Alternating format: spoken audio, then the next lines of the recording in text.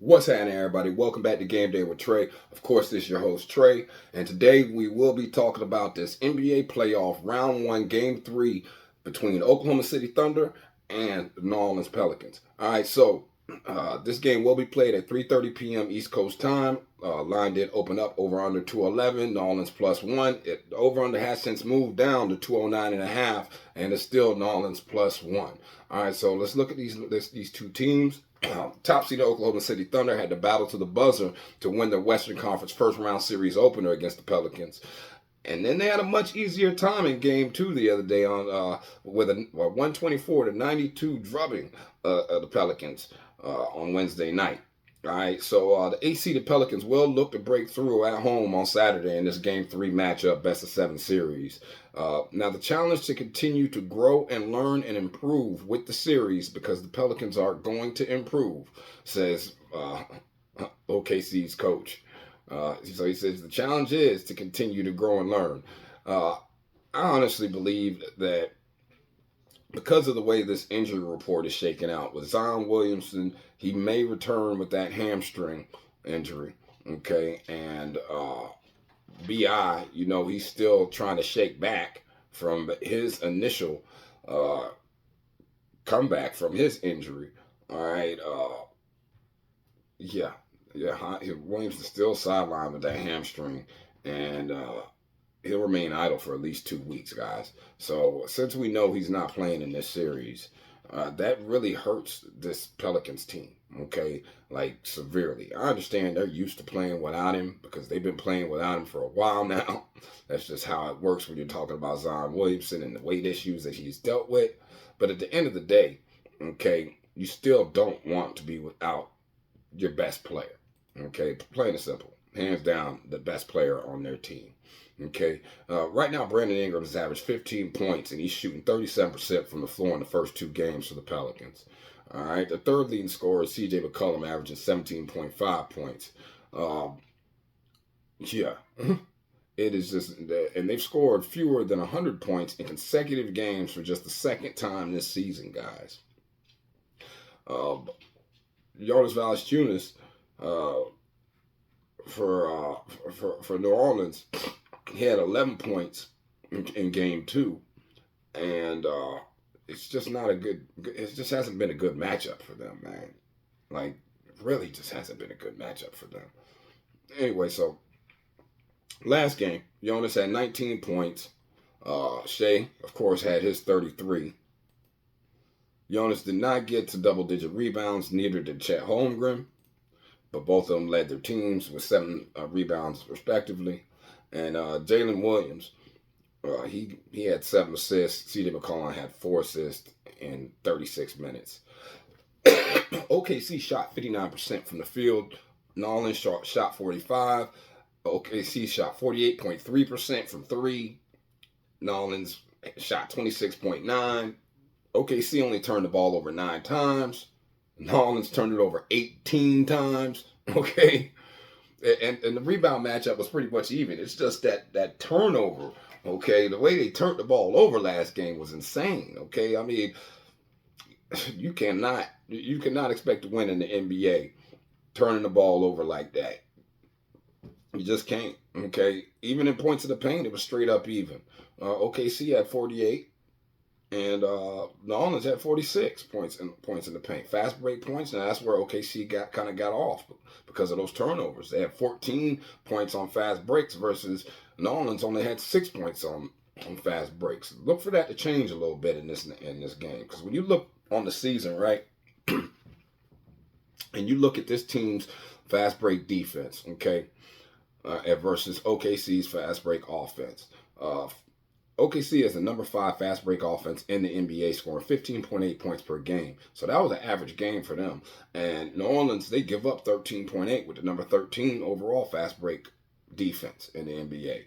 And OKC has the number 3 overall fast break defense in the NBA, only giving up 12.4 points per game. Whereas New Orleans fast break offense is 11th, scoring 15. So that's why OKC's been kind of dominating them, to be honest with you, if you're just looking into the numbers and trying to figure out what the heck is going on in this series and which way to go. I mean, that's where you have to start. You have to try to start to understand why these two teams are matching up the way they're matching up. I mean, you got the overall number 2 3-point defense versus the overall number 2 3-point offense in the NBA. Like that tells you everything. Everything. Remember, I told you. Okay, so for the season, OKC averages 38.9% shooting from three. New Orleans, they only average giving up 35% from three. That makes them both number 2 offense and number 2 defenses. Then when you look inversely, okay, New Orleans is the number 6 overall 3-point percent offense in the NBA, getting 37.9% of their threes, and OKC is the number 11 overall defense in the NBA against the 3-point pointer, only giving up 35.9% of their threes. Okay, OKC has the advantage in opposition versus the 2, and they have the advantage in opposition shooting percentage, and they have the advantage in opposition shooting efficiency. All right, and that's both ways. Okay, on offense and on defense. That's why, wow, that's why there's certain things you got to know about this series and know about these two teams, and that's why my picks will be what they be. Plain and simple. It's not a hard game for me, but for a lot of people, it seems to be a hard game to pick. I don't know.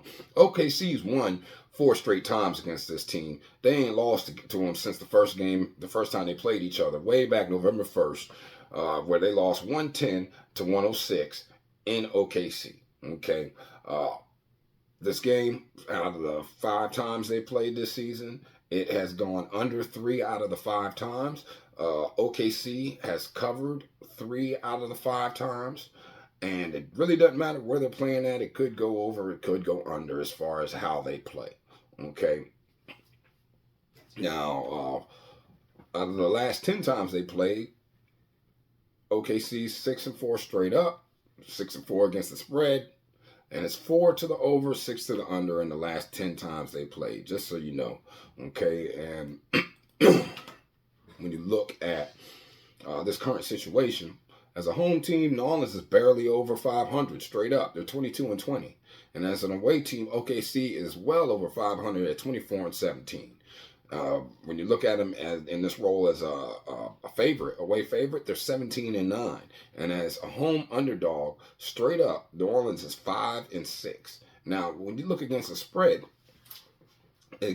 as a home underdog, New Orleans is 6-5. So they got one more win than loss against the spread. But when you're looking at the away favorite, OKC, they're 12-14 against the spread, so they do have some deficiencies on the road as a favorite against the spread. But that's also because they had some huge lines that they were giving out. Like they were giving out some 16s and 12s and 10s sometimes this season. So that happens, and they gave out a lot of that. All right, because the books were kind of trying to catch up to OKC. Remember, OKC is one of the best against the spread teams in all of the NBA, guys. If you've been bet with them all season, you know the Thunder Buddies do what they do. Okay, and then when you look over under is concerned, as a home underdog, New Orleans is 4 to the over and 7 to the under. Whereas as an away favorite, you have OKC 7 to the over, 8 to the under with 1 push. So OKC is going to try to run this game and run how this game goes. They've been, in the last 3 games, they've scored 117.7 points per game and only given up 90 points. And OKC and in New Orleans in their last 3, they're only scoring 96.3 points per game, and they're giving up 105.3 points per game. In this current situation, just on the season, okay, OKC averages 117 points per game and gives up 115, and New Orleans averages 114 and gives up 111. Now, that's on the season. Do I believe that many points will be scored in this game? No, I don't. Okay, that's why the line is so low. Okay, but when you look, like I've been keep telling you, the over-unders for these teams all season, the highest over-under they had was 238 and 227, and then 222. All right, it was only been this low twice this season, and that was because of the last two times they played in the playoffs, because it's playoff basketball. So I tell you all that to tell you this, right? The New Orleans Pelicans have won 7 of their last 8 games as underdogs against Western Conference opponents following a loss. The road team has covered the spread in 9 of the last 10 games between the Thunder and the Pelicans. And each of the Pelicans' last 6-day games against Northwestern divisions have gone under the total points line, whereas OKC, as favorites, have won each of their last 11 games. The Thunder have covered the spread in each of their last 9 games at the Smoothie King Center. And 5 of the Thunder's last 6 road games have gone over the total points line. So, with this line being as low as it is, with the Pelicans getting the 1.5, and the value's on the Pelicans, but I'm telling you, I'm not taking them. I'm taking OKC money line. You got to prove to me that you can do this without Zion Williamson. I don't care if you're at home or not. And but I'm definitely taking that. I'm taking OKC over their 104.5 points. I believe that's highly doable. All right, I mean highly doable. So I think they're going to probably eclipse that 104.5. You can get it at 105.5 some places right now as well, but I'm definitely going to put that in. Those are my two picks that I'm definitely putting in. Now, as far as a lean against the spread is concerned, that 1.5 is sketchy because of the fact of it's playoff time, this and that and the third. If I was going to play with some points, I would probably buy a couple points and get the Pelicans a couple points just to, put that on a parlay or something. See how that works. But that would be a lean if you're talking about points. But I'm with the Thunder. I'm with the Thunder all day on this one. I feel that they are going to come out and do what they need to do full game. Now, when you're talking about the first half, though, I could. I could see myself getting there with the Pelicans first half, okay, and that's because Pelicans come out, play defense. They're number 5 defense overall in the NBA in the first and second quarter, and OKC's defense isn't quite there. First quarter, number 13 in the NBA, and second quarter, they're number 7 in the NBA. New Orleans' offense isn't like the top 5 or anything like that in those first 2 quarters, but because of the way their defense is, that number 10 offense and number 12 offense in the first and second quarter, those kind of make them have an advantage against most teams because they come out and play such hard-nosed defense. Now, OKC can't score, all right? They're number 3 offense in the first quarter and number 2 offense in the second quarter. Number 9 offense in the secand quarter, all right? And they keep doing that all game. All right, they're going to score about 30 points a quarter, or between 28 and 30 a quarter. So that's why full game I like OKC. I could see myself, like I said, doing Pels first half or something like that. Maybe in an in-game live bet. But that's my picks and my leans. Hope it helps you guys. Hope this information helps you get to the window. Y'all have a blessed day. Stay safe. Peace.